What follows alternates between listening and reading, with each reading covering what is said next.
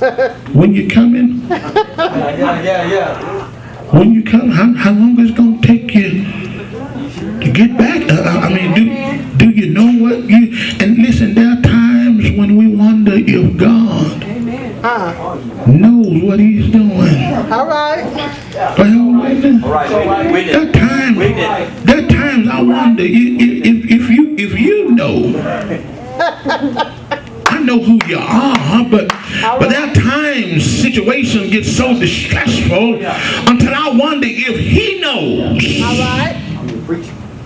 what he's doing. And he opens this 11th verse. He says, listen, I know the plans that I have for your life. Well, I mean, come on, Pastor. That's just too simple for me. I want some details. Just telling me he knows the plans for my life. You know how we are. We need details. We need detailed information. We need it mapped out. We need the blueprint. We need to know what this room is. We need to know when we're going to get the house. We need to know when we're going to get this. But we never want to know when deliverance is going to come. When I'm going to get the car. When I'm going to get the man. When I'm going to get the woman. When I'm going to get the house. When I'm going to get the new job. He says, I know. Watch this. Suggests to me, number one, I told you earlier he was omnipotent, but right here suggests to me that he's omniscient. For he literally says, I know. Watch this. He says, I know, and I alone. Get rid of this stuff about dancing 9 seconds and your breakthrough is going to come through, or flip over the seat and God is going to show up in heaven. He says, I know the plan, for I am the one that designed the plan for your life.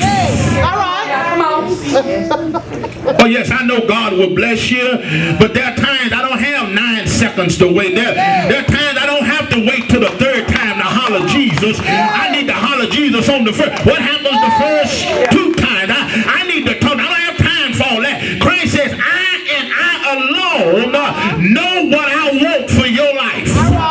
Which suggests it discounts what other folks say about your life. And watch this, it discounts what you say about your life. He said, I and I alone know what I want for your life. All right. See, when you become a child of God, you literally says what you will, I will. In other words, I have no more saying about what I do in life. If he's going to be Lord of your life, which suggests master, he tells you where to go, how to go, and when to do it. Are you in there with me? How many of us can testify that he's really Lord? All right. Oh yeah, you claim it on Sunday, but when you leave here, you going where you want to go. You going to do what you want to do.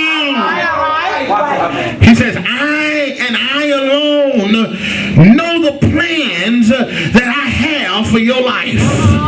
Now notice he's talking to these people who are in captivity. All right. And he's already told them 70 years, and then he said, I know, listen, Lord, I need you to come on and get me out of this right now. I need you to come on and do what you said. You worked miracles in the Bible. You did miracles that you didn't have to wait till the next day to do it. There were times when they were praying for Peter, and Rhoda opened the door, and Peter was standing at the door. They thought he was in jail, but while they were praying, he showed up at the door. Listen, I need to know. I need you to work like that for me. Right now. I need to know about this blueprint. It takes too much time to draw up the blueprint. I need to know. I need you right now. All right. He shares with him. Can I just tell you, the master planner knows exactly what he's doing. He says, I know the plans for your life. And watch this. He did not say nothing about a color TV. He did not say nothing about a new car. But the first thing that he shares with us, Sister Miles, he said, my plan number one is to give you peace. All right. And what better do you need when you're in a terrible situation than peace?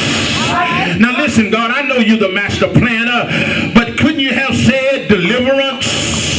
Couldn't you have said, listen, I'm finna get you out of what you're in? No, because there are times when God's intention is to leave us right where we are, but to give us peace in the midst of a situation. That's why stuff can look so bleak and it never phases you, because God has granted you what nobody else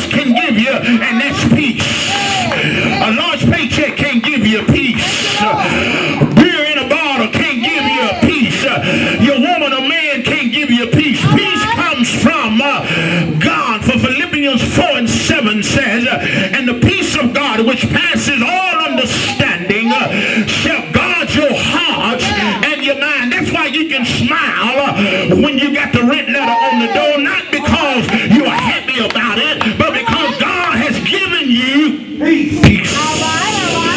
Do I have a witness? If that's not enough, Isaiah 29:3 said, and God will keep you in perfect peace if you just keep your mind stayed on him. He said, listen, my plan for your life, church, is number one, I want to give you peace. So you're going to run into some hellish situations. You're going to run into what they call it now, a depression, a recession. He said, but my plan for my children is to give you peace. Do I have a witness? Witness how? He said, listen, he said, listen, I want to give you peace, and I know we're in so much trouble. We said, listen, God, you must not know the chaos my life is in. You must not know that everything is going wrong in my life. You must not know. And here you saying you're going to give me peace. All right. You know the strange thing about it, that different people can face different trials, or different people can face the same trials and respond to those trials differently. It's only because God has given you something that's see, peace is not an outward experience. Peace is not an outward feeling. Peace is something that he gives us on the inside. Matter of fact, this word peace in the Greek, irene, literally means to pull together.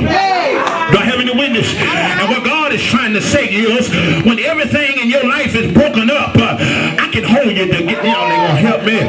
When they won't show up like you think they ought to, listen, don't lose your cool. I can hold you together. When everything around you is just dropping like flies, he said the peace in you enables you to hold it. All right. Hold it together. So in our life, would you rather have money, or would you rather have the capability of keeping it together? See, watch this. That a lot of folk got money, but they don't have no peace. Thank God I don't have a lot of money. Matter of fact, I don't have no money, but I sure got a lot of peace. Watch the text. He said, my plan. He said, listen, I'm building your life. He said, my master plan. I know you want money. I know you want cars, but my plan is to give you peace. And if you run around here seeking childish and accessories and outward things, then you're going against the plan of God.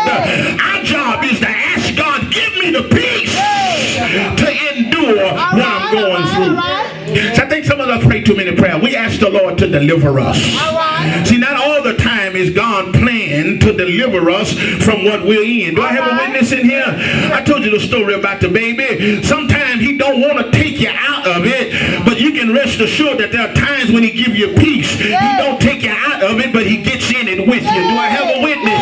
And the reason you can handle some things that you can handle is because God has just literally gotten in it with you. I wish I had somebody who wanted to hear me. Look, he said, listen, my plan is to give you peace. All right. Watch. It's not in my plan to give you evil. All right. You can erase that. It's not in my plan not to bring evil in you. That's not part of the plan. See, God is the author of peace, and God is the author of confusion. Oh yeah. He said that's not part of my. So if it's evil in your life, see, there's a difference in evil and trials. All right. Everything, trials come to make us stronger, make us grow. He said, evil in your life is of the devil. We got some evil